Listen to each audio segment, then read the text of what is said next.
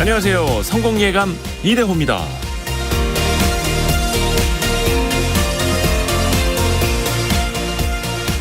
우리는 때때로 직관적으로 어떤 결정을 내립니다. 때로는 많은 생각을 하는 것보다 직관을 따르는 게 더 나을 때도 있습니다. 도대체 직관의 비밀은 무엇일까? 게리 클라인이라는 미국의 한 학자가 복잡한 결정에서 직관의 힘을 발견하기 위해 유능한 소방관들과 함께 대형 화재 현장으로 갔습니다. 화재 진압이 끝나고 소방관들에게 왜 그러한 결정을 했는지 물었는데 제대로 된 답변을 들을 수가 없었다고 합니다. 소방관들이 말 그대로 직관을 따랐기 때문이죠. 그런데 그 직관이라는 게 그냥 생긴 건 아니었습니다. 수백 번의 화재를 진압하면서 가장 성공적으로 불을 끄는 방식이 무의식적으로 형성됐고 소방관들은 위급한 현장에서 이를 무의식적으로 행동했다는 겁니다. 빗 맞아서 날아오는 공을 맨손으로 캐치하는 야구 선수, 눈높이에 보기 좋게 전시된 상품을 집어드는 가정주부.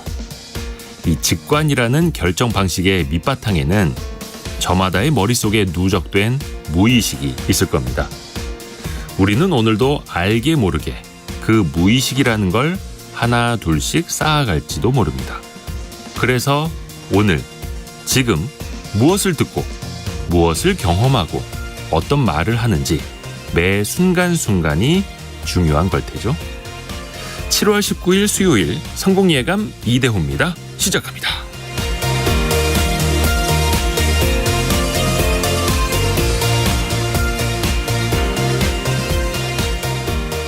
안녕하세요. 이대호입니다.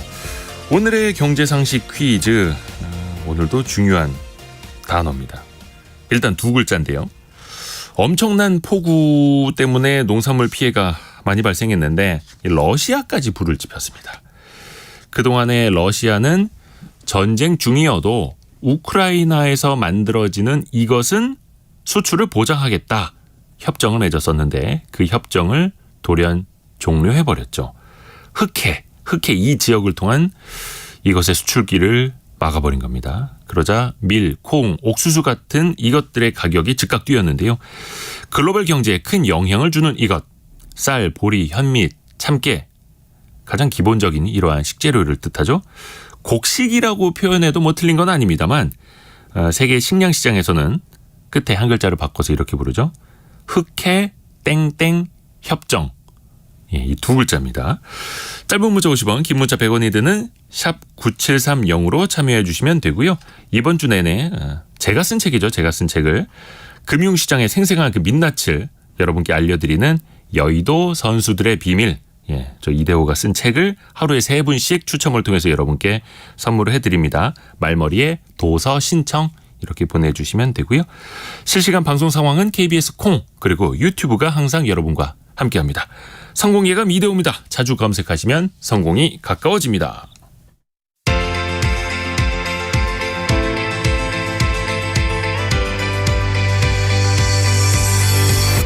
KBS 1라디오 성공예감 이대호입니다. 오, 좋은 번호 쓰시는 분이 1등 하셨네요. 2580님. 2580님이 1등 하셨습니다. 오늘의 경제 뉴스 알고란의 고란 경제전문기자 그리고 한국경제신문 강영연 기자 함께합니다. 어서 오세요. 네, 안녕하세요. 조금 전에 김근태님이 출석 체크 딱 하시자마자 내년도 최저 시급 정해졌다고 글을 올려주셨는데 고란 기자가 오늘 준비한 아이템에 있죠? 정해졌습니다. 네. 9,860원. 올해보다 2.5% 오른 건데요. 10,000원 달성에는 실패했습니다.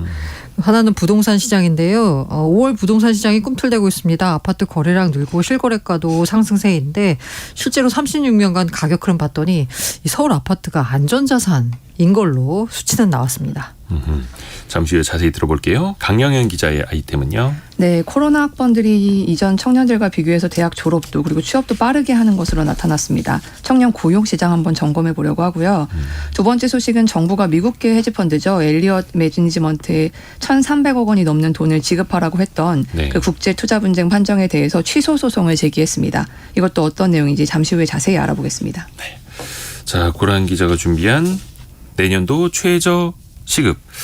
이게 밤사이에 예, 새벽에 결정이 됐죠. 네, 9,860원 결정됐고요. 9,860원 내년도부터. 네, 올해 9,620원이거든요. 네. 240원, 2.5% 인상된 금액입니다. 월급 월 290원 근무 기준으로 이제 환산해 보면 206만 740원입니다.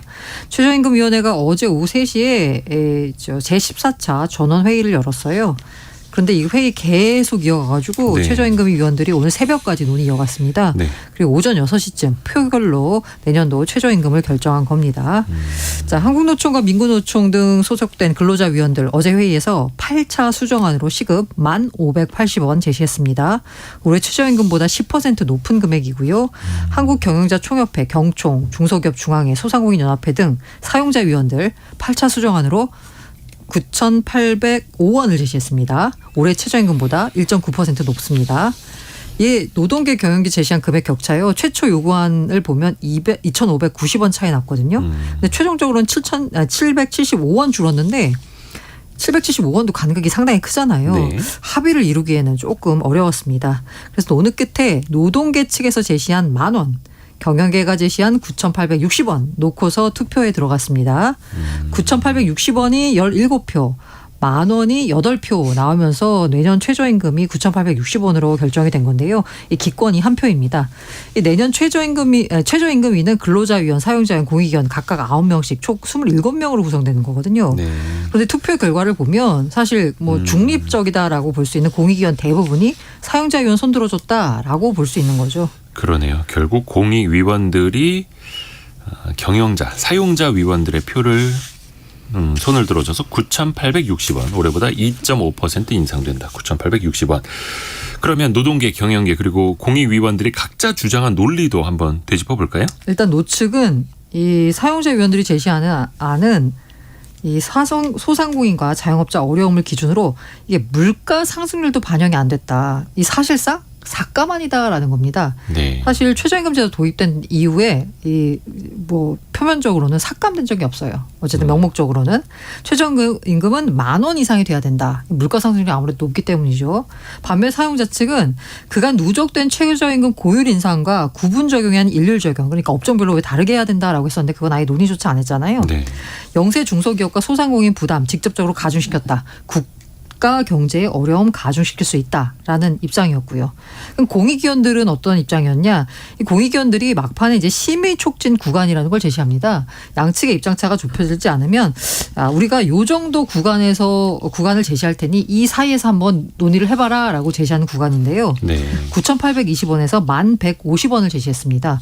9,820원의 기준은 뭐냐? 올해 1월부터 4월까지 300인 미만 임금 총액 상승분을 제시한 거고요. 상한액 1,150원은 뭐냐라고 보니까 23년 세계 기관 평균 물가 상승률 평균에다가 생계비 개선분을 더한 금액인 겁니다. 그런데 이제 최종적으로 투표 결과를 보면요. 공익위원들은 사용자 측 논리에 공감했다라고 보면 될 것 같습니다. 오늘 그 경제상식 퀴즈의 정답을 조금 전에 1300님이 이행시로 보내주셨는데요. 잠깐 요거 말씀을 드릴게요. 힌트입니다. 힌트 될 수도 있습니다. 곡소리 납니다. 물가 오름은 천정부지인데 최저시급은 고만고만해서. 사실 그 근로자, 노동자 측에서 봤을 때는 좀 불만족스러울 거예요. 네네. 10,000원을 결과적으로는 못 넘었으니까. 이게 사실 상당한 관심이었습니다. 사실 3.9%만 오르면 10,000원이 네. 되기 때문이었거든요. 지난 2년간 최저임금 5.15% 올랐으니까 3.9면 뭐 이렇게 무리한 숫자도 아니었잖아요. 네. 그래서 내년에 10,000원을 넘을 거다라고 했는데 내후년으로 아마 미뤄지게 된 것 같습니다. 최근 5년간 최저임금과 전년 대비 인상률을 보면 2019년에 8,350원에서 10.9% 올랐고요. 2020년에는 2.87% 오르다가 2022년에는 5.05% 올랐는데 올해는 올해 5% 상승이었고요. 이제 내년에는 2.5% 상승에 그치게 되는 겁니다. 근데 올해 특이한 건 뭐냐면 최저임금 수준을 의결하기까지 가장 오래 걸린 해로 기록이 됐습니다. 최저임금 제도가 88년 도입된 뒤에 세 차례 제도가 변경됐고요. 현재와 같은 방식이 적용된 게 2007년부터거든요. 네. 작년까지 가장 오래 심의를 했던 기간이 2016년에 108일이었는데 올해가 110일입니다. 그만큼 최저임금을 놓고 논란이 뜨거웠다라고 볼 수 있겠죠. 그만큼 많이 고심을 했다라는 뜻이 될 테고요. 자, 강영현 기자. 코로나 학번 청년들이 졸업을 좀 이르게 한다, 빠르게 한다라는 네. 소식이네요. 통계청이 2023년 5월 경제활동 인구조사 청년층 부가조사 결과를 발표했는데 네. 이에 따른 겁니다. 여기서 보면은 대졸자의 평균 이제 졸업 때까지 걸리는 시간이 4년 3개월로 지난해보다 0.4개월 정도 줄어든 것으로 나타났습니다. 네. 특히 4년제보다 이제 3년제 이하 대학을 졸업한 학생들의 졸업 소요 기간이 더 줄었는데 4년제가 졸업까지 0.3개월 줄어드는 사이에 3년제 이하는 1.4개월 감소한 것으로 나타났습니다. 그리고 대학을 졸업한 후에도 첫 취업하기까지 소요되는 시간도 평균 10.4개월로 전년 동기 대비해서 0.4개월 감소했다고 합니다. 생각해 보니까 벌써 19학번들이 졸업할 그런가요? 그렇죠. 야, 시간이 참 그렇게 돼 있습니다. 그러면 이른바 코로나 학번이라고 하는 이 대학생들의 취업 시기가 많이 앞당겨진 거잖아요. 그 이유는 뭘까요? 일단 이제 코로나 시기에 고용 절벽을 이 청년들이 느낀 거죠. 그래서 네. 웬만하면은 조금 눈을 낮춰서라도 일자리를 잡는 데 집중했던 것으로 분석이 됐습니다. 왜냐하면 이제 통계를 보면은 이제 이 이유를 알 수 있는데 먼저 첫 번째 일자리가 임금 근로자인 청년들의 첫 직장의 평균 근속 기간이 1년 6개월로 전년 동기 대비해서 0.2개월 감소했습니다. 그리고 첫 직장을 그만둔 경우도 66%로 지난해보다 1.2%포인트 증가했고요.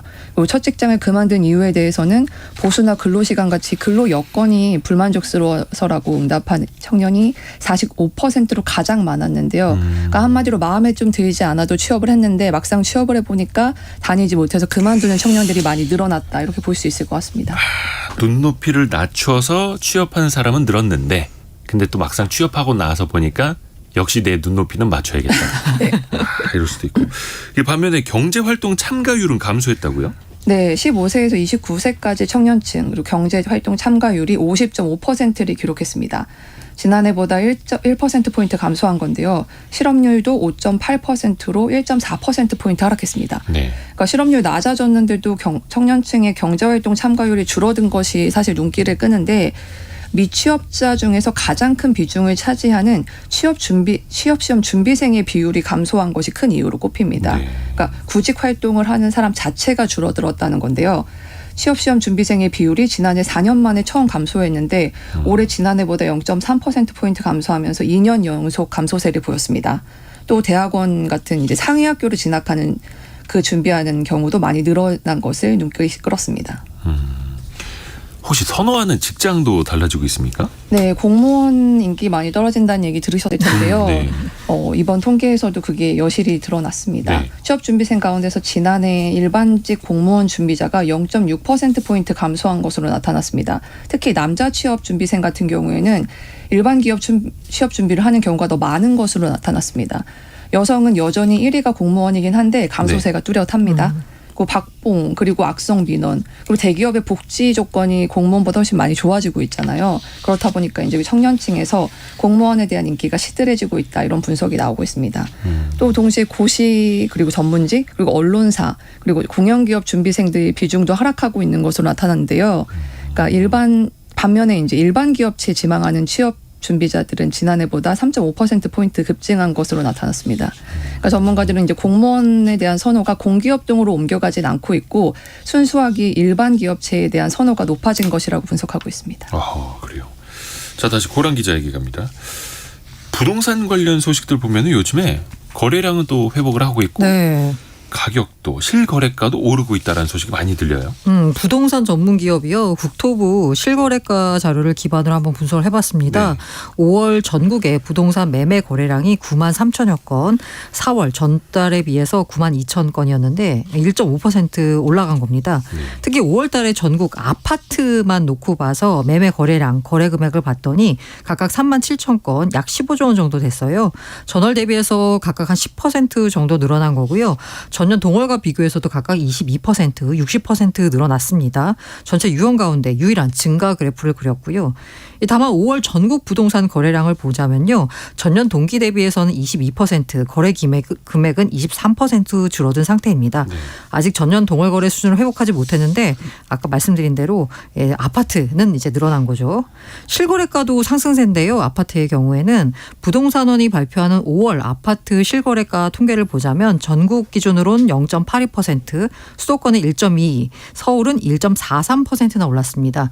특히 서울 같은 경우에는 5개월 연속으로 지금 오르고 있습니다. 그래서 올 들어서 5월까지 누계 실거래가 상승률을 보니까 전국이 7.75% 올랐습니다. 시도 기준으로 전국 1위 상승률이고요. 또 서울을 권역별로 보니까 강남 4구 반등세가 뚜렷했는데요. 이 동남권, 그 강남 4구가 동남권에 속해 있잖아요. 무려 11%나 올랐습니다. 실거래가 기준으로 서울 아파트 매매가 최고점이 21년 10월이거든요. 실거래 지수가 있는데 이게 188.5입니다. 그런데 올 5월 실거래 지수를 보니까 152.8. 전고점과 비교해 보면 81% 수준까지 올라왔습니다. 그러니까 특히 서울 지역, 강남 지역은 많이 떨어진 만큼 또 빠르게 또 네, 맞습니다. 뛰어오른 거고요. 그렇게 보면은 부동산 불패까지는 몰라도 서울 아파트만큼은 불패구나 이런 이야기는 나오더라고요. 그래서 실제로 봤더니요. 네. 서울 아파트 값을 보니까 뭐 크고 작은 등락은 있지만 어쨌든 장기적으로 보니 오르고 있더라라는 겁니다. KB부동산 아파트 매매 가격 증감률을 보자면요. 네. 이게 하필 왜 KB부동산 지표냐 보면 이 KB가 합병 전에 주택은행 전신이었거든요. 그렇죠. 그러다 보니까 가장 많은 이 자료를 갖고 있습니다. 부동산 관련돼서요. 서울 아파트를 보니까 87년부터 지난해까지 36년간 연평균 6.7% 올랐습니다. 야, 이런 투자 자산이 없죠. 아하. 전국 평균 아파트 매매 가격 상승률이 5.8인데요. 이거보다도 높습니다. 만약에 87년 1월에 서울 아파트 샀다라고 하면요. 올해 6월 기준으로는 약 6.5배 오른 겁니다. 개별 아파트 뭐 따져보시면 훨씬 더 많이 올랐겠죠. 서울 아파트 가격이요. 또 좋은 제가 아까 투자 자산 이런 게 없다라는 말씀을 드렸는데 좋은 게 뭐냐면 상승할 땐 가파릅니다. 하락할 땐 완만합니다. 36년 동안 서울 아파트 등락을 보면 전년말 대비해서 가격이 하락한 경우가 10번밖에 없었어요. 그나마 IMF 외환위기 때 98년에 마이너스 14.6% 이거 빼고 나면 하락률이 모두 5% 밑돌았습니다. 가장 최근 하락기인 지난해에도 많이 떨어졌다라고 하는데 지표상으로 보자면요. 2.96% 하락에 그쳤습니다. 이 반면에 26번의 상승기 가운데 두 자릿수 상승률을 기록한 해는 10번에 달하고 있습니다. 그래서 올해도 하락폭이 줄어서 가격을 바닥을 다지면서 시장 분위기가 개선되는 모습이고요. 이런 장기 추세를 보니까 사람들이 전부 다 불패다라고 하니까 오히려 또 매수에 나선다라고 볼 수도 있겠죠.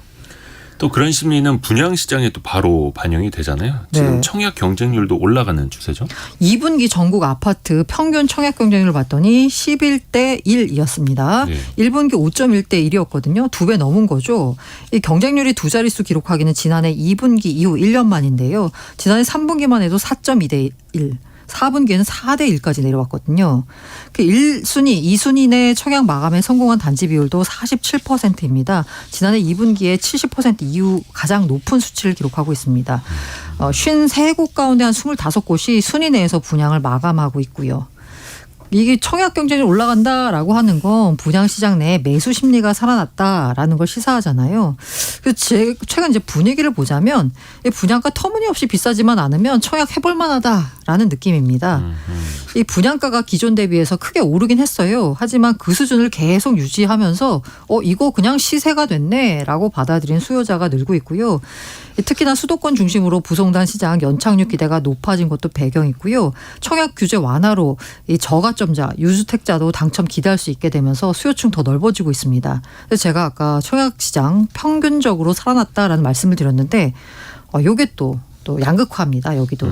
분양 실패가 없는 지역은 아직은 서울뿐입니다. 그렇죠. 예. 지방은 여전히 미달난 곳도 있고요. 이 충북이 두 번째로 서울 다음으로 높은 청약 경쟁률인데 여기 36.3대 1. 여긴 괜찮아요. 근데 나머지 모든 광역시도는 10대 1을 밑돌고 있고요. 강원이나 일부 지역 같은 경우에는 0점 몇 대 1 이런 수준입니다.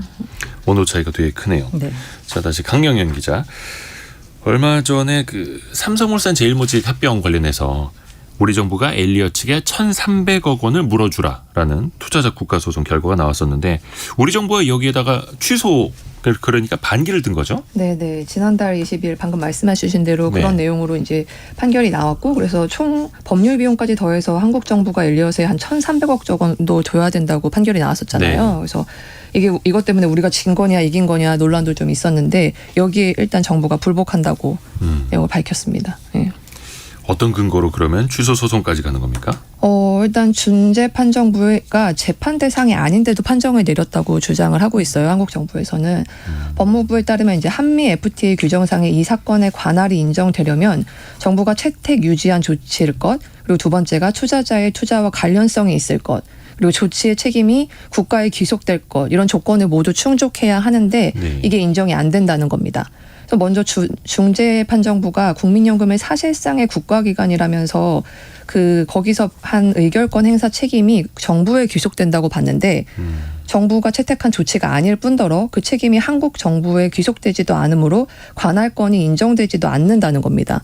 또 삼성물산 소액주주들이 합병 무효 소송이랑 손해배상 청구 소송을 냈는데 여기에서 국내 법원이 문영표 전 보건복지부 장관의 위법 행위가 있었더라도 국민연금은 결과적으로 독립된 의결권 행사를 한 것으로 보인다라고 판단을 했거든요. 이것을 또 강조하고 있습니다. 그리고 중재판정부가 국정농단 사건의 형사 판결 부분을 상당 부분 인용을 했는데 이거에 대해서도 국민연금 내부에서 의사결정 과정에서 불법을 저지른 사람들이 심판을 받은 형사 판결과 법리상의 궤를 달리하는 사안이라고 주장을 하고 있습니다. 그리고 투자 관련성 관련해서 반박이 나선 거는 어떤 배경입니까? 예. 그러니까 법무부는 당시 정부가 이제 엘리엇의 삼성물산 투자와 관련성이 있다는 중재판정부 판단에도 문제가 있다고 한 건데요. 소수주주의 하나인 국민연금이 자신의 의결권을 행사한 게 또 다른 소수주주죠. 엘리엇의 투자에 대한 조치를 취한 것이라고 볼 수 없다는 겁니다. 그 영향을 미치지 않았다는 건데요. 이러한 판정을 인정해 공유해 또 해외 투자자들의 악의적인 ISDS가 계속될 것이라고 강조하기도 했습니다.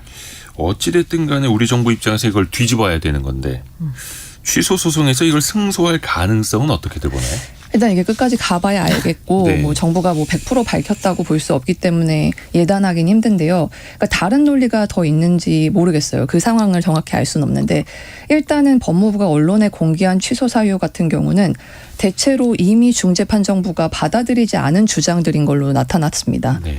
그래서 먼저 정부가 2019년 9월 27일자로 제출한 반박 서면에서 상장회사 소수주주의 상행위이며 이는 기껏 대학 주주 간의 분쟁을 야기할 문제이지 협정상의 청구 원인이 될 수 없다고 이미 주장한 바가 있거든요. 이번에 밝힌 취소 요인 중에 하나인데 그래서 이것은 이미 중재판정부가 심사한 내용이라고 하고요.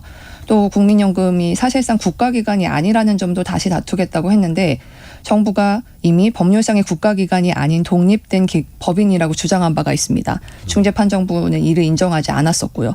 그리고 또 이런 점에서 이제 중재판정부가 한번 결정을 내린 사안을 비슷한 논리를 가지고 뒤집을 수 있을지 다른 논리가 있을지 좀 더 지켜봐야 할 것 같습니다.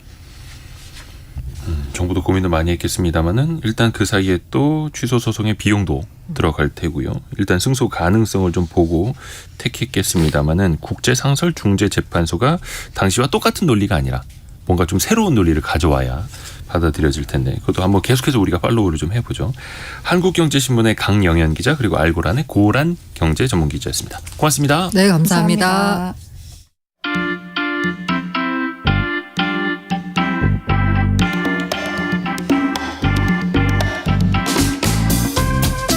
지금 여러분께서는 KBS 1라디오 성공예감 이대호입니다를 듣고 계십니다. 참여해주신 여러분께는 추첨을 통해 헬시 허그에서 한국인의 건강한 두피에서 찾아낸 두피 유래 유산균을, 판촉물 전문 그룹 기프코에서 텀블러 세트를, 아름다운 식탁 창조 주비푸드에서 자연에서 갈아 만든 생와사비를, 쉽고 빠른 판촉물 제작 시너지 기프트에서 LED 튜브 스탠드를, 그리고 성공예감에서 준비한 커피 쿠폰을 보내드립니다. 당첨자는 성공예감 이대호입니다 홈페이지에서 확인하세요. 경제 상식 퀴즈 한 번 더 내드릴게요. 지난해 7월에 이 협정이 맺어졌었죠. 러시아 우크라이나 전쟁 중이긴 하지만 우크라이나의 이 수출이 중단되지 않게 하겠다라고 러시아가 약속을 했었는데 흑해 땡땡 협정. 근데 이게 이번에 깨졌습니다. 그래서 국제 이 가격이 좀 오르고 있는 거죠. 이 때문에 앞으로 빵이라든지 파스타라든지 주요 식제품의 가격도 또 한 번 오르는 것 아니냐. 많이 또 걱정이 듭니다. 많은 분들도 같이 이제 함께 걱정을 해주시는데 또 이 정답도 많이 맞춰주고 계시고요. 예, 곡식은 아니고요. 예, 조금 한 글자 차이가 나죠. 예, 1884님 이게 부족하면은 혹은 가격이 비싸면 곡소리가 납니다. 7910님은 러시아의 이 협정 파기로 인해서 또 라면 등 밀가루 이런 식품값이 오를까봐 벌써 걱정됩니다. 라고 보내주셨고요. 5336님은 정답 맞춰주셨고요.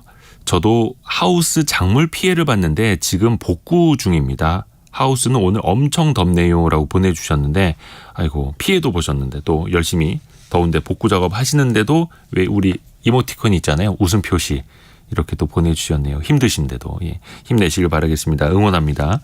그리고 제가 오프닝에 직관이라는 거에 대해서 좀 말씀을 드렸는데 6824님도 정답 맞춰주셨고요.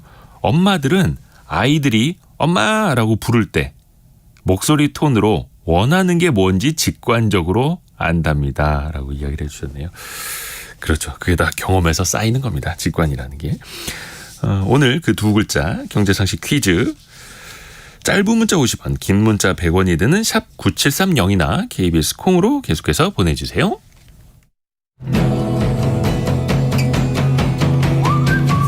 오늘의 움직임에 주목하고 세상의 흐름을 놓치지 않습니다. 여러분의 내일을 응원하며 성공의 열쇠를 함께 찾아갑니다. 성공예감 이대호입니다. 이 집중호우, 폭우 때문에 최근에 3주 동안 전국에서 발생한 침수 차량이 1,300대를 넘어섰다고 합니다. 그 손해 금액도 130억 원에 육박하고 있다고 하는데요. 비 소식이 그래도 계속 있습니다. 오늘은 좀 맑은 하늘 볼 수 있는 곳이 많은 것 같긴 한데 안심해서는 아직은 안 될 것 같습니다. 대림대 미래자동차공학부 김필수 교수 연결해서 한번 들어볼게요. 안녕하세요. 네, 안녕하세요. 네, 교수님. 네.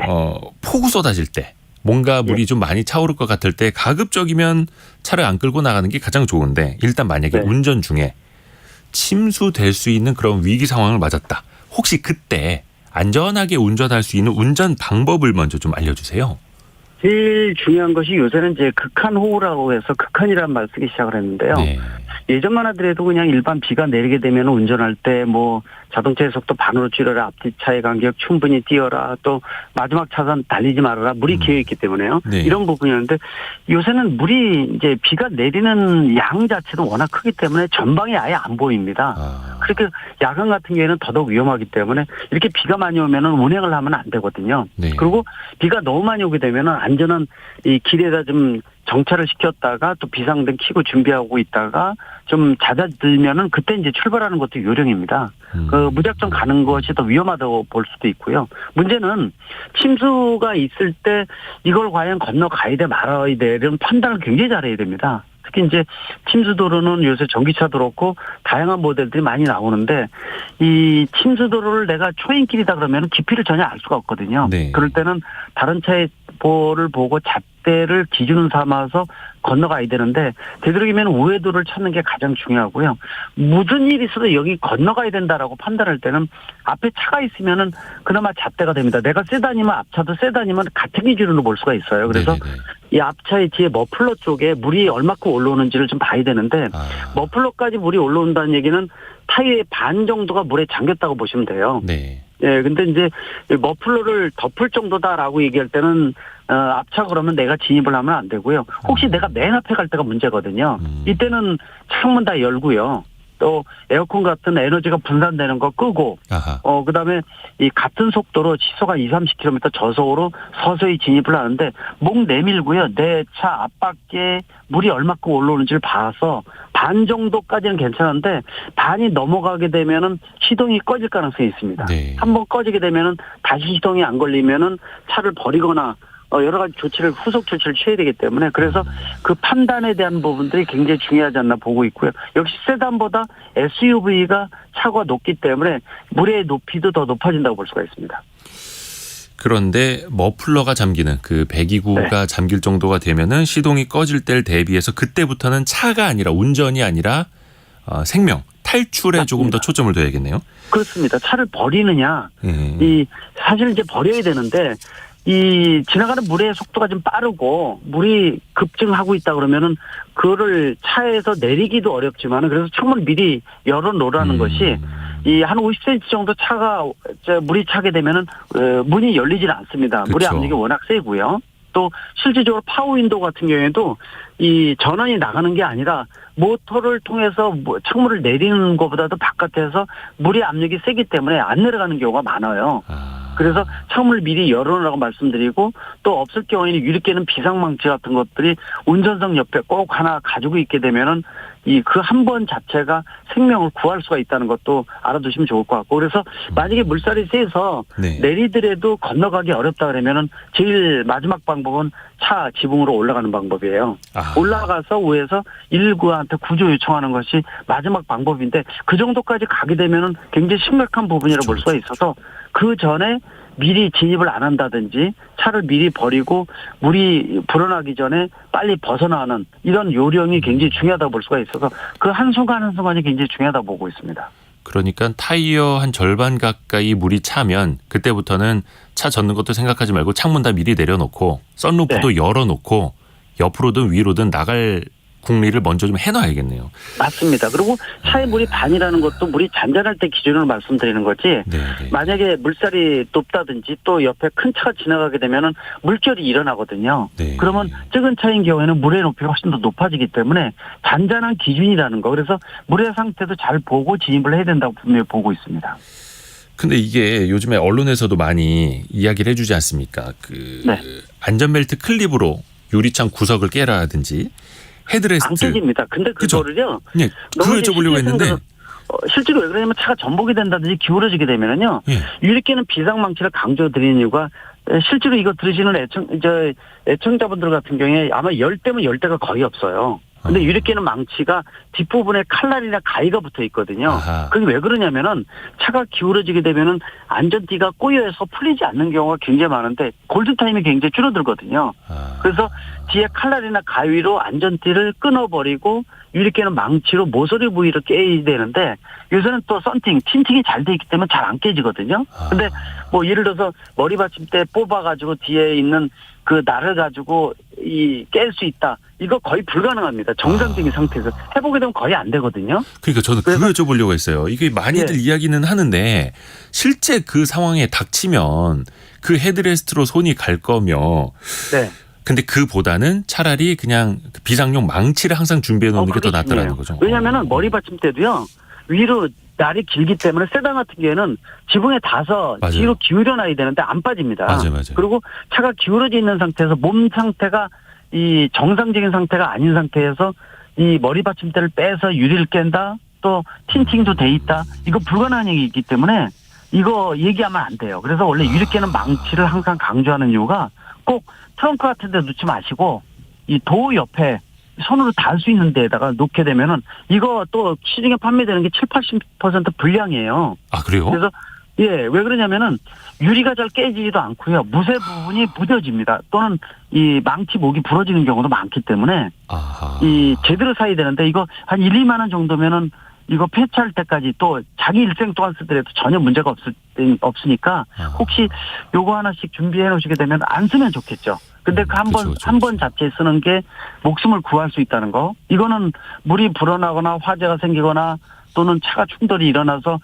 탈출을 못할 때 가장 요긴하게 쓸 수 있는 부분이니까 아끼지 마시고 구입하시면 좋을 것 같아요. 돈 아낀다고 그냥 싸구려 사는 게 아니라 제대로 깰 수 있는 걸 잘 골라야 돼. 그것도 뭐 대시보드나 어디 넣어놓는 게 아니라 바로 손이 닿을 수 있는 곳에 부착해놔야겠어요. 맞습니다. 옆에 도어에 옆에 끼는 데 있지 않습니까? 네네네. 그리고 이게 부피나 무게가 크질 않기 때문에 얼마든지 또 다기용으로 위해서 많이 나오거든요. 그래서 혹시 1가구 2차량 집에 2대 있다 그러면 2세트 사서 이걸 꺼내서 유리를 어디 모서리 부위에 해야 됩니다. 이거는 버스도 마찬가지예요. 가운데 부위는 이 진동을 흡음하기 때문에 잘 안 깨지거든요. 그렇죠. 그래서 꼭 모서리 부위를 깨야 되는데 이걸 깨본 연습을 할 기회도 없지 않습니까? 그리고 차 유리 비싼데. 중요한 게 이걸 가르쳐줘야 되는데 가르쳐주는 기간도 없죠. 또 운전면허 이 하루 반 13시간이면 딸 수 있는 가장 낮은 국가가 대한민국이기 때문에 네네네. 그래서 아마 이 비상시 조치 방법, 탈출 방법, 주차 방법 이런 부분들을 제대로 배워야 되는데 하나도 배운 적이 없기 때문에 그래서 더더욱 중요하다고 말씀드리고 싶습니다. 그렇죠. 이거 멀쩡한 차 유리 한번 깨볼 수도 없고요. 어디 폐차장 가서 연습할 수도 없고. 예. 깨는 거 반가워합니다. 그래서 폐차장 같은 데서 연습하시는 분들이 있거든요. 근데 어느 그래요? 강도로 두들기고 썬팅이 되면 더 안 되니까 그것도 좀 문제라고 보고 있습니다. 이런 거 나중에 그 예비군 훈련이나 민방위 훈련 때 하나 네. 과목으로 넣어주면 더 좋을 것 같네요. 아우 좋죠. 네. 예. 또 하나가 네. 지금 전기차 타시는 분들 괜히 굉장히 많이 늘고 있지 않습니까? 예. 근데 전기차는 침수에 혹시 더 취약하지 않을까 걱정도 많이 하시거든요. 어때요, 전기차는? 방수는 다 돼 있어요. 아. 방수 기능도 굉장히 잘 돼 있습니다. 요새 전기차는 잘 돼 있습니다. 그래서 너무 큰 걱정하실 필요는 없는데 문제는 100% 보장이라는 거 없어요. 그리고 지금의 전기차는 움직이는 가전제품이기 때문에 네. 물살이 센데 또는 차가 달릴 때는 틈새가 약간만 있어도 물이 들어오거든요. 네네. 그래서 그냥 잔잔한 물에다 그냥 담그는 휴대폰 개념이 아니에요. 그래서 이 바닥에 특히 배터리가 설치되어 있기 때문에 또 차가 일반 같은 크기에 대비해서 내연기관차 대비해서 300에서 500kg는 무겁습니다. 그래서 무게가 더 나가는 만큼 바닥으로 더 가라앉을 수가 있어요. 그래서 침수도로 지나갈 때 내연기관차보다 사실 열악하다 이렇게 볼 수가 있어요. 혹시 만약에 예. 바닥에 있는 매트에 물이 들어온다 안쪽에요. 네네. 그 정도가 되면 이미 전체의 배터리가 물에 담긴 겁니다. 그러니까 특히 이제 지금 최근에 전기차는 본격적으로 보급된 지 3, 4년뿐이 안 돼서 그래서 최근 차들이 많은데 네. 이게 좀만 지나서 7년, 8년 정도 되게 되면은 자동차는 노후화되게 되면은 경련 변화로 문제가 생기는 건 당연하거든요. 네. 그럴 때일수록 물을 멀리하라는 거. 그리고 지금의 전기차는 움직이는 가전제품이기 때문에 물을 습기를 멀리하는 것이 가장 안전합니다. 그래서 예를 들어서 젖은 손으로 뭐 천둥 번개 칠 때 충전을 한다든지 특히 바깥에 노출되어 있는 충전기는 예전에 설치된 건 지붕이 없는 것들도 많이 있거든요. 네네네. 이거 젖은 손으로 충전하면 절대로 안 된다는 거. 그리고 또 이 침수도로 지나갈 때도 되도록이면은 좀 더 내연기관차보다 신경 쓰세요라는 거. 그다음에 뭐 과속방지턱이 전 세계에서 제일 많은 나라가 대한민국이거든요. 네. 이 과속방지턱 내연기관차 자기도 모르게 바닥 치고 지나간 경험들 다 있으시거든요. 예. 근데 전기차는 바닥에 이렇게 치게 되면은 압력이나 충격을 받게 되면은 별로 좋지는 않습니다. 그런 그렇죠. 측면에서 좀 더 조심하시라고 말씀드리고 싶고 이렇게 폭우가 많이 올 때는 전기차를 주차라든지 운행할 때도 좀 더 신경 쓰시라고 말씀드리고 싶습니다. 혹시 그 전기차 그 바퀴까지 물이 차오른다고 해서 차 안에 있는 사람이 감전되고 그런 건 아니죠? 그런 건 없습니다. 네네네. 그리고 이 비상조치 과전류 차단이라든지 이런 것이 워낙 잘 돼 있어서 네. 자동으로 차단을 합니다. 전원을 자체적으로 끊어버리는 거죠. 근데 문제는 전원을 끊게 되면은 운행 자체가 불가능하다는 것도 알아두셔야 되기 때문에 네. 그래서 전기차는 아까 움직이는 가전제품이라고 말씀드린 이유가 일반 기계 부품 중심으로 되어 있는 내연기관차가 좀 틀린 특성을 가지고 있다는 거. 근데 그런 어떤 전기차를 구입했을 때 안전교육이나 운행하는 방법에 대한 것들 누가 가르쳐주는 사람도 없거든요. 네. 사실 이게 교육이 좀 필요한 부분들도 분명히 있고 비상조치 방법도 분명히 필요하기 때문에 그 차이점을 인지하시는 것도 좋다고 보고 있습니다. 네. 그리고 만약에 차가 침수가 네. 됐을 때 뭐 아깝지만 어디 가서 뭐 보험도 다 들어놓으니까 예. 보상을 어디까지 받을 수 있을까? 이것도 궁금하거든요. 자기 차량 담보가 들어가 있어요. 자차라 그러죠. 자차 보험. 네. 예, 자차 보험이 들어가 있어요. 자차 보험이 전체 종합보험 중에서 7대 70%뿐이 안 돼 있어요. 그러니까 30%는 자차 보험이 가입되지 않다 보니까 문제가 생기면 이거 보상을 못 받아요. 그래서 그것도 참조하셔서 혹시 내가 종합보험 뒀는데 자차를 안 듣는 분들이 있어요. 비용을 절감시키기 위해서. 네. 근데 이런 차량은 아예 보상을 못 받는데 보상도 항상 받는 건 아니고요. 네. 일반적으로 이렇게 국지성 폭우나 이런 게 쏟아지게 되면은 이 천재지변일 때 보상받을 수가 있습니다. 예를 들어서 이 생각지도 못하게 비가 쏟아져서 진짜 어쩔 수 없이 차가 침수가 됐다 그러면 확실하게 보상받을 수가 있습니다. 그러나 예를 들어서 뭐 선루프를 열어놨다든지 창문을 열어놔서 비가 들어오거나 주차 금지 구역에 들어가서 주차시켰는데 뭐 비가 들어오나 이럴 때는 보상을 받을 수가 없기 때문에 그런 것도 확인을 잘 하셔야 될 것 같고요. 또 어느 정도 보상이 되는지 보통 일반적으로 1년마다 보험을 재가입하다 보니까요. 예. 보험사를 이제 저렴한 거로 옮겨서 많이 달거든요. 그러다 보니까 내가 어떤 보험사에 들어갔는지를 모르는 분도 많습니다. 그래서 자기 보험이 어딘지 또 어떤 자차까지 보상이 되는지 요새는 또 다양한 보험 상품들이 많이 나오니까 보험 상품에 따라서도 가입을 종류가 굉장히 많기 때문에 아마 그런 것들도 아마 참조해서 확인하시면 좋다고 보고 있습니다. 마지막으로 짧게 혹시 그 자차 보험 들어놨고 보상을 받을 수는 있는데 그래도 예를 들어서 뭐 2천만 원, 3천만 원 자차 보험에 보상을 받는다. 그러면 보험료가 엄청나게 할증되지 않을까 걱정도 하시거든요. 일반적으로 자연재해로 이 발생을 했던 부분들은요, 이 할증이 안 됩니다. 그리고 만약에 이게 이 전손 처리가 돼서 폐차가 돼서 다른 차 사야 된다 그러면은요, 일반 세금도 감면받을 수가 있어요. 역시 이제 보험사에서 증명서를 떼게 되면은 취득세 같은 거 삭감이 되기 때문에 그래서 그런 부분들은 보험사에서 혜택을 준다는 것도 알아두시면 괜찮다고 보고 있어서 할증되지 않는다는 거 자연재해는요. 자연재해일 경우에는 보험료 할증이 되지 않고 새 차 살 때 취득세도 감면이 된다. 맞습니다. 아이고 좋은 정보 정말 감사합니다. 대림대 미래자동차공학부의 김필수 교수와 함께했습니다. 고맙습니다. 네, 감사합니다. 라디오 정보센터 뉴스 들어보겠습니다.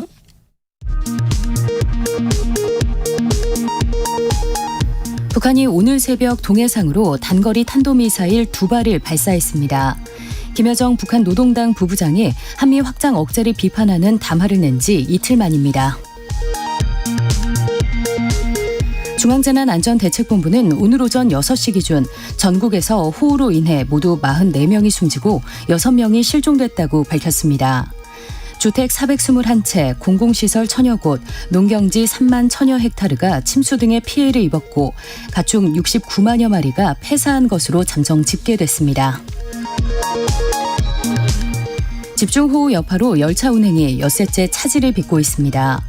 고속철도는 일반 열차와 선로를 함께 사용하는 일부 구간에서 새마을호와 무궁화호 등 일반 열차는 모든 구간에서 운행이 재개되지 않고 있습니다.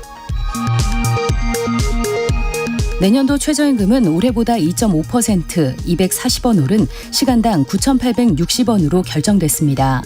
최저임금위원회는 경영계 대표 사용자 위원들이 제시한 안을 표결로 채택했습니다.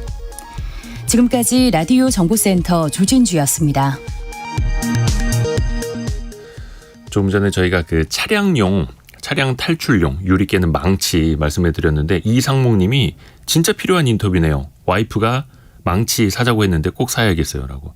사실 이런 거 사다 놓으면은 오바한다고 막 그런 것까지 막 사냐고 쓸데없이 돈 쓴다 하는데 안전을 위한 투자는 낭비가 아니죠.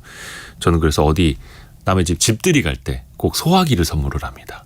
이게 오바 같지만 1년이 아니라 평생에 한 번입니다. 평생에 한 번을 위한 거죠. 자, 대한민국 소비시장의 변화를 살펴보는 시간 트렌드 팔로우입니다. 서울대 소비트렌드 분석센터 한다혜 연구위원과 함께합니다. 안녕하세요. 안녕하세요. 자, 오늘은 외식 트렌드에 대해서 알아볼 텐데 그렇죠. 먹는 거 중요하죠. 먹는 거 중요하죠. 그쵸. 근데 이 외식 트렌드가 어떻게 변하고 있느냐. 네. 어떤 흐름으로 가고 있을까요, 혹시? 네, 사실 한국 사람들만큼 한 끼 식사를 소중히 여기는 민족이 없습니다. 네, 밥은 먹었냐 하는 이런 말 한마디가 곧 잘 지내라는 안부의 역할을 하기도 할 정도로 우린 굉장히 중요하죠. 그런데 하루 세 끼를 모두 잘 챙겨 먹기가 어렵습니다. 그래서 적어도 한 달에 한 끼라도 그 한 끼를 좀 금처럼 소중히 여기고 완벽하게 즐기고자 하는 사람들이 부쩍 많아지고 있습니다. 그래서 저희 센터에서 유명 육아 프로그램의 패러디로 이제 금쪽 같은 내 한 끼라는 키워드를 만들었어요. 그래서 원래 전통적으로 이 식품 외식 산업은 다른 분야에 비해 변화가 좀 느리고 안정적인 영역이었습니다. 뭐 사람들이 옷이나 화장품은 요즘 상품을 사지만 입맛은 하루아침에 잘 안 변하잖아요. 그렇죠. 그런데 몇 년 전부터 이 식품 외식 산업의 트렌드가 놀랍도록 빨라지고 있습니다. 그래서 최근에는 그 어떤 분야보다 트렌드가 가장 빠르게 변화하는 영역이 아닐까 싶은데요. 그래서 오늘은 그 외식 트렌드를 좀 살펴보고자 합니다. 키워드 몇 개 통해서 한번 살펴볼게요. 우선은 길게 누리는 한 끼. 네. 이거 뭔가 밥 한 끼를 천천히 오랫동안 먹는다라는 거예요? 네, 맞습니다. 원래 이제 고려대학교 가정의학과 김도훈 교수님 팀의 조사에 따르면요. 네. 대한민국 국민 90%가 평균 식사를 15분 안에 끝내는 이 허겁지겁 마치는 것으로 나타났습니다. 거의 다 그러지 않나요? 그렇죠. 사실 일반적으로 이제 직장인 점심시간을 생각해보면 바로 수긍이 갑니다.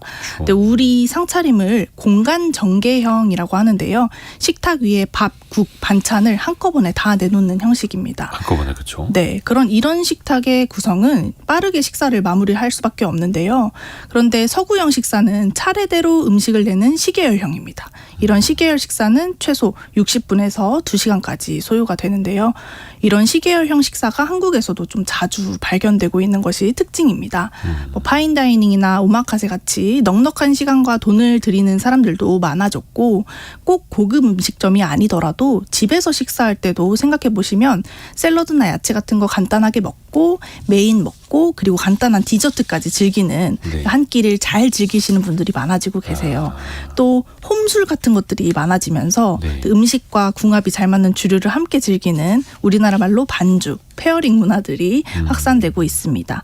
그래서 실제로 배달 주문 데이터를 살펴보면 점심시간보다 이 저녁 시간에 사이드 메뉴를 포함한 주문이 훨씬 더 증가하고 있다고 합니다.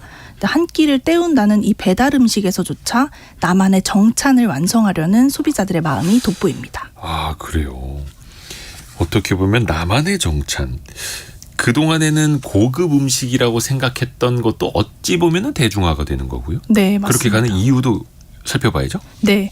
이렇게 된 배경에는 양극화가 있는데요. 여기서 양극화는 부익부 빈익빈을 말씀드리는 것이 아니라 한 사람의 소비 안에서 양극화가 있다는 겁니다.